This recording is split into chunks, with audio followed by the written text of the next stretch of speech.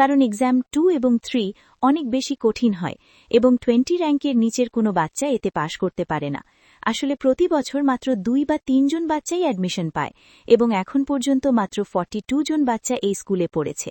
এটি শুনে তাদের অদ্ভুত লাগে যে এত কঠিন এন্ট্রেন্স রাখলে তো স্কুলেরই ক্ষতি, কারণ তারা বেশি বাচ্চা পাবে না। যার ওপর মিস্টার দাই বলেন যে এখানে কোয়ালিটির ওপর ফোকাস করা হয়, কোয়ান্টিটির ওপর নয়। এখানে শুধুমাত্র মনস্টার্সদের জায়গা দেওয়া হয়, কিন্তু তারা দুর্বল বাচ্চাদের স্কুলে নেয় না। স্কুলের সবচেয়ে বড় বিশেষত্ব হল এর ডিন, যাকে সবাই শ্রদ্ধা করেন। তিনি এই স্কুলটি মেনটেন করেন। এখান থেকে গ্র্যাজুয়েট হওয়ার বা ডিগ্রি নেওয়ার ক্রাইটেরিয়া হল যে ডিগ্রি নেওয়ার সময় তোমার র্যাঙ্ক 40 বা তার বেশি হতে হবে, তবেই তুমি এখান থেকে ডিগ্রি পাবে, না হলে তোমাকে এমনিই পাঠিয়ে দেওয়া হবে। এই কারণেই এখন পর্যন্ত মাত্র 14 জন বাচ্চা এখান থেকে গ্র্যাজুয়েট হতে পেরেছে এবং সেই 14 জন আজকের দিনে নিজ নিজ ফিল্ডে নাম কামিয়েছে।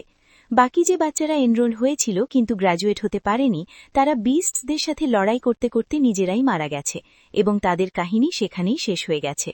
সব শুনে বাচ্চারা খুব ভয় পায়, কিন্তু তারা যেভাবেই হোক স্কুলে পড়তে চেয়েছিল, তাই তারা এগিয়ে যায় এবং এক্সাম 4-এ পৌঁছে যায়।